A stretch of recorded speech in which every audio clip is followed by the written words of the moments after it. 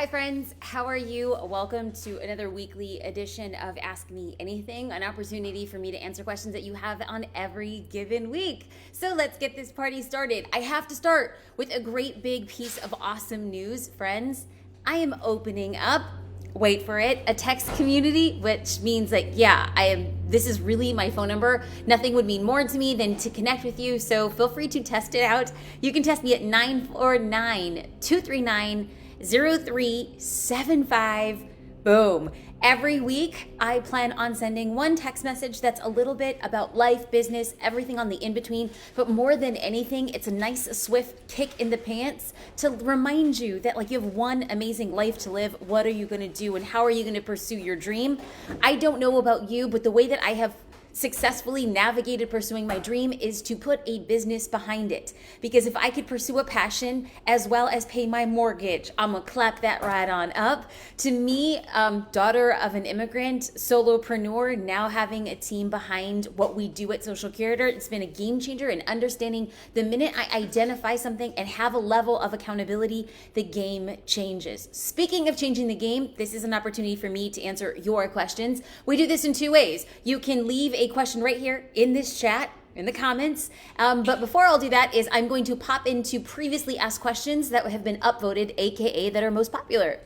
Rihanna asked, do you film your TikTok videos on a camera or on the app itself? And is the quality of the videos important? Let's work backwards. If you are creating content for TikTok, quality doesn't matter. Yeah, I'm just gonna say it doesn't matter. Things that are going extraordinarily viral on TikTok are not because of the cinematic qualities or the color gradation. There are simple principles like storytelling or humor or education that does work really well on TikTok, the way that it works on any social platform. If you can entertain, if you can educate, or if you can empower your viewers, your content is going to work extraordinarily well. Now, I will say that when I first started TikTok, it made a lot of sense to film the TikToks in the app itself because it had editing features that made editing video footage extraordinarily easy. But now that Instagram Reels and TikTok are so similar, it makes sense as business owners to create one piece of content that you can use on multiple platforms. I have found that even though the TikTok editing capacities are much better than Reels, the editing capabilities on Reels is just so much easier to use. So what I find myself doing is creating Reels and then downloading the video, adding text on Reels, within Reels, and then I'll get the video file, I'll upload it to TikTok, but then I'll add maybe transitions or I'll add TikTok text on TikTok. What I want to make sure to the best of my ability is try to make the videos look as native to each platform as possible, but using one piece of content that serves two different audiences in a way that makes sense for them. Also at the same time, I have also been in a pinch where I'll just bring out my phone, I'll just turn on the video recording feature, I'll record it and then upload those video clips into TikTok or into Reels. There's so much latitude here, friends. Okay, as a reminder, you could start texting me 949-239-0375. These are the conversations that I love having. If you have questions, leave them here. This question was upvoted 5 times from Maria. How do you keep motivated when you work by yourself, especially during this unprecedented time? Hashtag need a sidekick, hashtag procrastination queen, hashtag a multitude of other things that we're not even gonna put out into the universe. So I don't know about you, but 2020 has been one of those years where you think that you're ready and yet you have no idea. I'm also not gonna sit here and pretend that 2020 has been easy. I think that it has affected me in a professional way and a personal way. I also know that regardless of how I feel, like yesterday, I'll just be honest with you, yesterday was a freaking doozy of a day. It literally felt like I got punched in the gut. And then I had to still continue to work and create content and show up in meetings when I didn't really feel like it. But when I went to bed, the thing that I reminded myself was, this is everything that I asked for. I asked to be an entrepreneur. I asked to have a team. I asked to have a business. I asked to grow a community of almost 10,000 people. I dreamt for all of these things. If I can't find joy in the process, then I'm probably doing the wrong thing. Because everything that I said I want and everything that you say you want as part of your business, it's going to come with a level of sacrifice. Not every day is going to be a good day or an easy day. So on the days that I feel like I'm a procrastination queen, or on the days that I need a good swift kick in the pants, I remind myself that my dreams and my ambitions are bigger than the bad day I'm having. That my dreams and ambitions will only be achieved if I could work through what I need to on this day. And that my dreams and ambition are calling me to be a different version of myself in the future.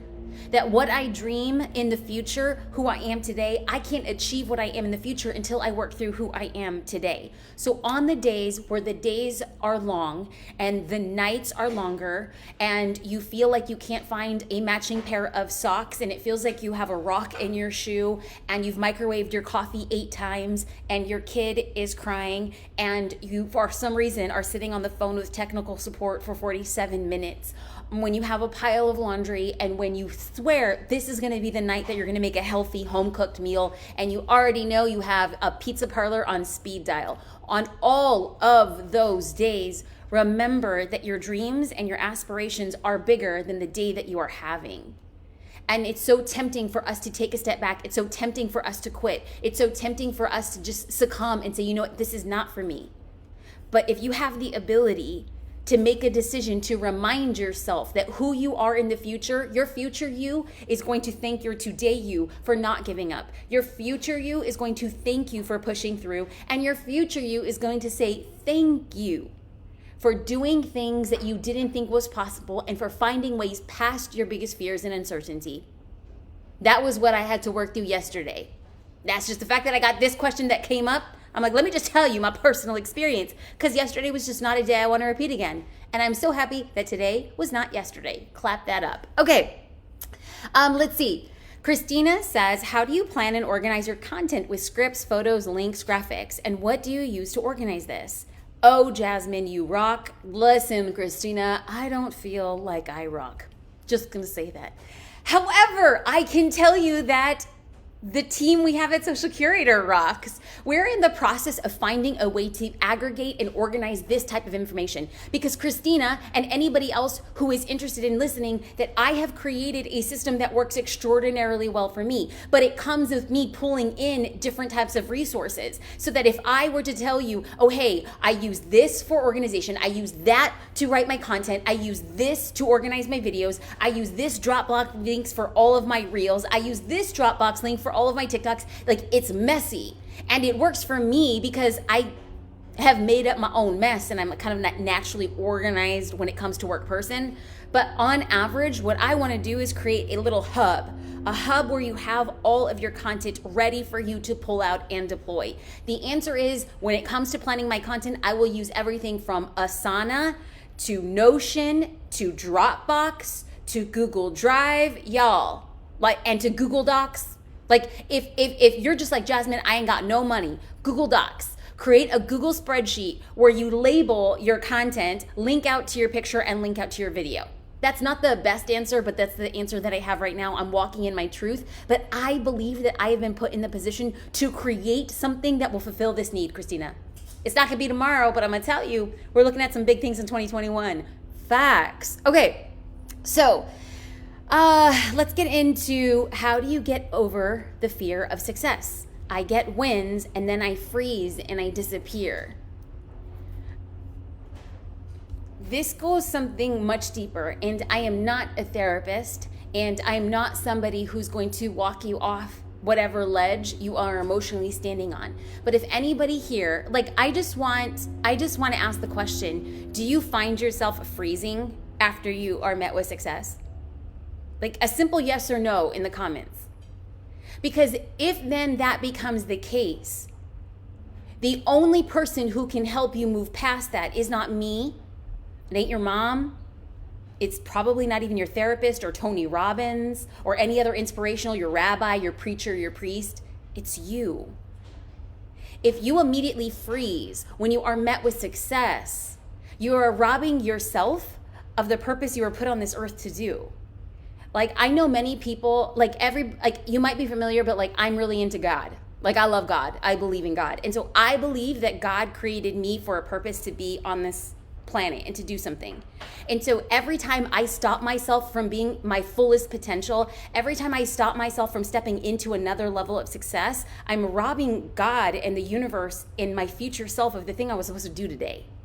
So anybody who's feeling like the minute you're met with success, please understand that the more that you cower and the more that you hide and the more that you step backwards, you're robbing the world of who you're meant to be.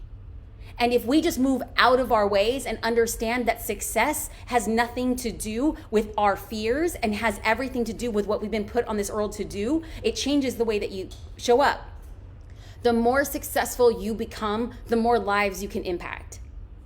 I hope that you are 10 times more successful, and I hope that I am 10, 20, 100 times more successful, because I know that the more successful I become, the more lives I impact. And I want you to step into your purpose, so that when you stop, hide, or cower, you're robbing your future self, God in the universe, of who you were supposed to be. Let's get into another question from Diamond. How do I decide what content to post on social versus sharing with my email list? Okay, this actually parlays really well because I do send a weekly newsletter.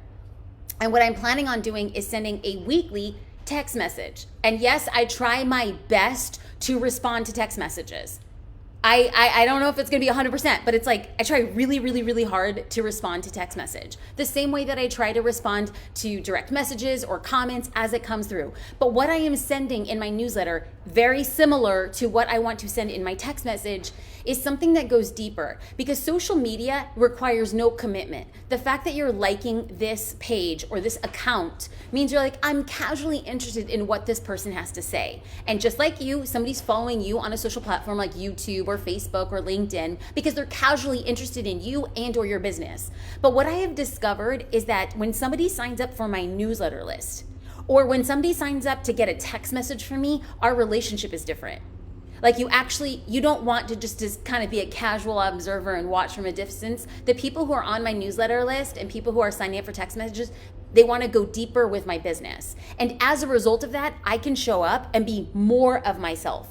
I can be in your face. I'm going to tell you what I think. I'm going to tell you what I think you need to go. I'm going to say things to my newsletter list and to my text message friends differently than I would publicly. Why? Because we're deeper and you trust me. You trust that I'm going to tell you the truth even if that's not what you want to hear. You're going to trust that I'm going to give you advice that sucks and might be hard, but you know is the thing you have to do. The deeper and more real our relationship becomes, the more honest I can be and the more directive it can become. So if you're asking for advice on what do you share out on social, you share the warm and fuzzy, helpful, value-driven, beneficial content out on social. And for people who want to go deeper with you, you show up in a different way. You show more of who you are, you talk distinctly more about your business, and you talk more about them. Anytime your newsletter and or your text messages talking about them and how to serve them, it becomes a game changer. All right. Let's get into another one of the live questions that have been asked. Y'all are coming in with these live questions nice and hot. Okay. Sheila asked, I get stuck when trying to figure out what kind of reels or TikToks to make as a photographer for my niche, as a brand photographer for influencers and small businesses. Help, what can I do? Okay, so just this morning, I went live on Instagram and a therapist came on and asked a question around content. And my husband, at a later point in time in the day, he's also my business partner, he said, you know what, I really liked what you did. You just came up with content off the top of your head. He's like, but what about people who are watching who at the time were not therapists?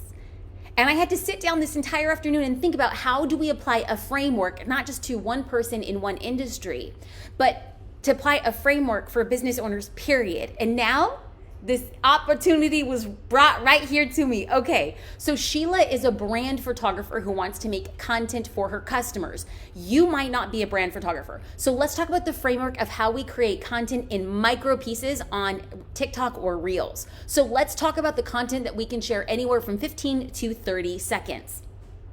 As a brand photographer, what you want to do is convey what it is that you do, but make it helpful. If you had a reel on this is how I hold my camera, this is how I make people laugh, it's good and funny, but it doesn't drive value to somebody else. If I were a brand photographer, I would be talking about the 3 best poses that you could do on your brand photography shoot, what type of props you should be bringing, what props work really well on a brand photography shoot, how to best prepare for a brand photography shoot, what is the best light for a brand photography shoot, how to come best prepared, how to use your photos after a brand photography shoot, how to use your photos in a future TikTok or a reel. I just gave Sheila 7 different ideas that she could use when it comes to creating TikToks and Reels for her business. But what about for ex-business owner right now? What you want to do is you want to create a Reel that is going to help somebody get educated.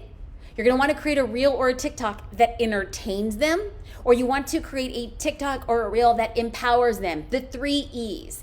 Educate, entertain, or empower. Everything goes back to those things, because I have noticed that every time I share a reel, so the very first reel that we had to break 1 million views was a reel I thought was going to be flat in the water.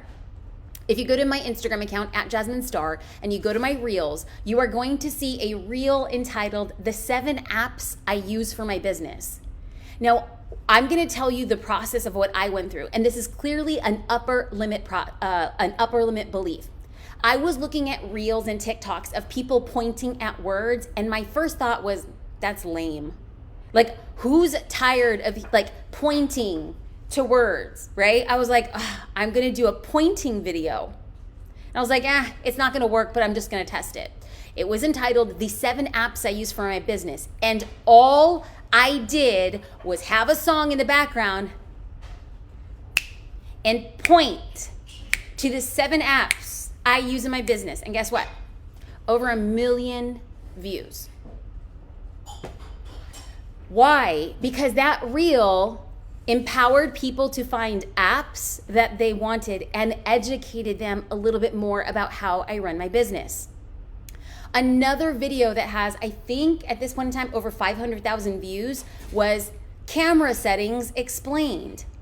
What am I doing? Empowering and educating.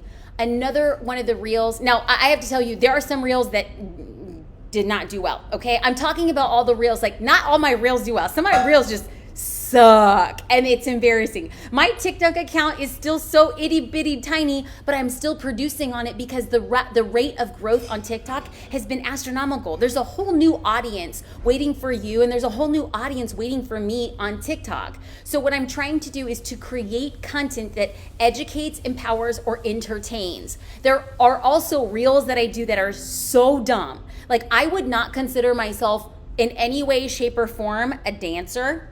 Okay, watch me just like do the little snake, or do like a RoboCop or the Cabbage Patch. Like, watch me do a dance that I feel like a fool doing, because it's engaging somebody in a different way to help, entertain, or empower them. The 3 E's of creating palatable content on Instagram Reels and TikTok. Okay, let's dive into another one of our questions. And y'all, do not forget, there's been like big stuff dropping. 949-239-0375. That is my text message. Text me, y'all. Let's show up. Okay. Emily says, I want to show up in lives more for my audience, but I am nervous about what to wear. What do you think about when choosing clothes, colors, necklines, patterns, and also that will blend with your physical environment? And Emily and anybody else who is considering what to wear when you go live. Number 1, I love that you're being so thoughtful about it. And number 2, I am going to just tell you it doesn't matter. Like, it doesn't matter. I have shown up on live on Facebook and Instagram in like really nice clothing. And I have shown up with no makeup, greasy hair. I have shown up with glasses and a slick back, like messy bun. It doesn't matter. Truly. What matters is the content that you share that is not just about your business, sell, or buy my thing, but about how you are empowering other people to show up. Like, we have seen, how many of us have seen a viral video where the person just said something really inspiring or empowering or helpful, and they're wearing like a hoodie and they're sitting in their car? What you wear does not matter. What you say and how you empower, educate, or entertain, that's the thing that is going to be the keynote of your success. Okay, I have just a couple more minutes. I try to go live around 20 to 25 minutes every week to make sure that I'm just showing up and helping people the way that I try to. Okay, Ara had asked, hi Jasmine, I used to be able to search different hashtags to connect to my ideal client. Now that recent hashtags are disabled, what are methods we can use to find and engage with potential customers? Okay, so a couple days ago on Instagram, somebody had sent me a direct message and she had said, Jasmine, I noticed that hashtags have been disabled. How do I get discovered? And I had to first take a second and say that hashtags were preliminarily suspended on Instagram. New use of hashtags have been preliminarily disabled on Instagram, and they did it as a result of leading into the American presidential election because they said that hashtags were fostering a lot of false information. Since the United States presidential election has passed, Instagram hashtags are still disabled. Now, if I were you, I would not stop using hashtags. I think, now this is purely speculation. I have no idea, okay? But this is what I suspect. I suspect after a peaceful transition into a new presidential leadership in the United States and like the political conversation lessens, there's still a lot of people talking a lot of politics. Now, I suspect that once the political conversations lessens a little bit, and the social media companies are less concerned about misinformation, that we can go back to using hashtags. And if then that becomes the case, it would be good for your post to continue to have hashtags. Will for sure Instagram go back to using hashtags? I don't know. It's like 50-50 toss up for me. I did see, however, a couple weeks ago that Instagram launched a feature where they're providing guides, Instagram guides for everybody. Now, in March and April of 2020, Instagram launched guides as a way to disseminate information around COVID-19, but they only provided guides for people who were in the health and wellness space, mental health, physical health. Well, then what happened was a few weeks ago, Instagram released guides to everybody. So now, if you on your account have the ability to create a guide, this is another way to start finding and attracting clients who are looking for an aggregate of information. So what is an Instagram guide? Well, an Instagram guide, you can do them on products, places, or post. 3 Ps. If you are a product-based business, you can create a guide around your products or anybody else's products as long as they have an Instagram store. That's kind of awesome. You can have a places guide, and that is going to be aggregating around a geotag, around a location on Instagram. You could start pulling in other people's posts as long as they have geotagged that location. So this is amazing for physical locations, physical businesses. So let's just say you have a donut shop and other people are taking pictures of their donuts, geotagging your donut shop. It would be a really great way to create a guide around other nice things that people are saying around your donuts. So that if I went as a brand new follower to your Instagram account, I can click on your guide and you could say, you can create a guide that's like our monthly flavors of the month. I can click on that guide and then see in March, you had like a peppermint donut for St. Patrick's Day. And in April, you had like a yellow Cadbury donut because it was Easter. So I get to have an aggregate of information in a really quick fashion. Now you can also create a guide on posts. Posts could be an aggregate of your posts or anybody else's posts. This is a really great way for your business to get discovered, because what if there was a local realtor in your neighborhood that was putting together a guide from local resources? So let's go back and let's just say you're a photographer and there's this realtor who says, I'm putting together a Christmas guide. And this realtor is going to go through and add posts from a local coffee shop, from a local like bedding store, like furniture store, and then bringing in posts from like a photographer. And what this realtor is going to do is aggregate posts on a Christmas gift giving guide. If you created a post that this realtor is including in his or her guide, this realtor is going to be pushing traffic back to your account. This is how I think Instagram is testing the waters for sharing information and discoverability. If you have not created a guide, you can simply go to Google and type in how to create an Instagram guide. There's a ton of resources. If you are a member of Social Curator, we are going to be dropping a bonus on the strategies and how-tos. If you want to learn how to create a guide, we're not going to create that for you. That's already on Google and they are amazing. We're going to be talking about creating a guide around the strategies. What is your industry? What is your business? And how do you create guides that get discovered and empower other people to share your posts? Okay. That was a long doozy. That was a doozy. I'm not going to lie. Friends, I am just here to remind you that yes, it is really my number. If I'm gonna ask for y'all to text 949-239-0375, whip out your cell phones, because what we're gonna do is once a week, I'm not gonna be selling on text message. This is truly another way for us to stay connected. This is what I love to do. Now remember, we started off this conversation by asking, how do you stay motivated during crazy times? And how do we show up? Even if we are met with success and then we want to hide, how do we continue showing up? I make myself accountable on social media, and I make myself accountable on newsletters, and I make myself accountable on text message communities.